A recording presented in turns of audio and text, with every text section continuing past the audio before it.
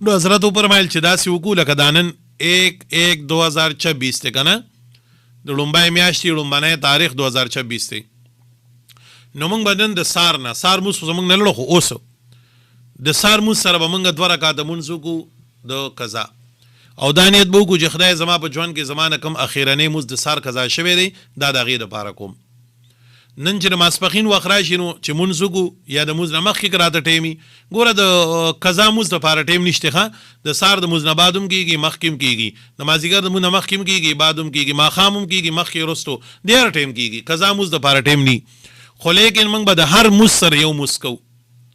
نفلونه خیر دی که پاتې شي، نفلونه پې لا دروئ، که څوک ورسره کوي خو ډېره ښه ده، خو نفلونو تپوس به زموږ نه ګورې وروستو کېږي، اول به د قضا مونځونو کېږي.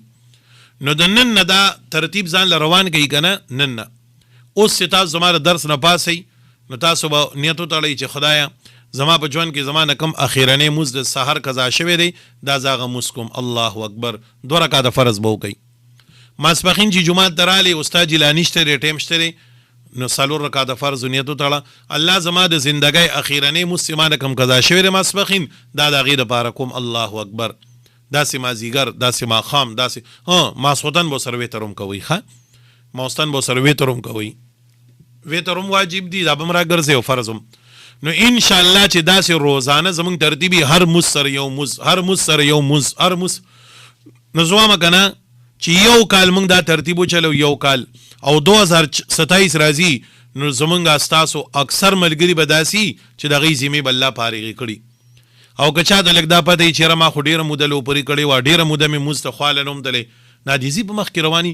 ځکه یو فرمایل چې ما په خپل جومات کې دا خبره د ډېرې مودې بیا بله د یو ملګري وي چې حضرت ما 9 کاله دا ترتیب وچلو، 9 کاله.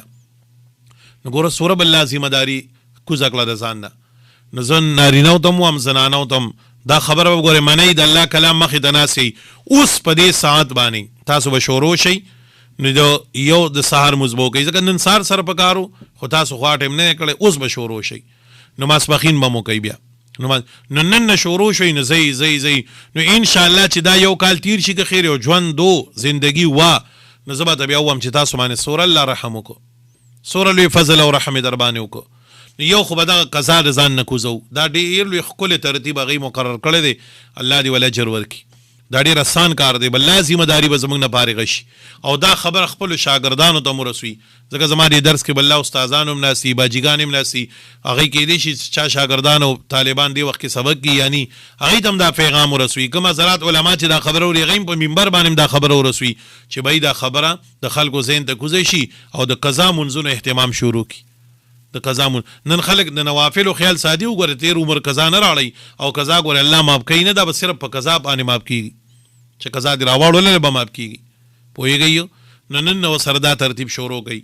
او کومو حضراتو چې پرونه پورې ختم رسولی دی هغوی نن نه بیا سبق شروع کوي. ختم که موږ په 4 تاریخ کوو که په 8 کوو اذان لدی تاسو د 1 سره خپله سپاره بیایي، نن 1 د لومبۍ سپاره خپله بوځئ، ختمونه چا رسولي دي او چاته چې پاتې دي هغوی خپل ختمونه برابر کوي. ښه الله تعالی دې موږ ټول له خیر راکړي. دعا وکړئ چې الله زموږ نه رضا شي، الله تعالی دې دا سبق قبول او منظور کړي.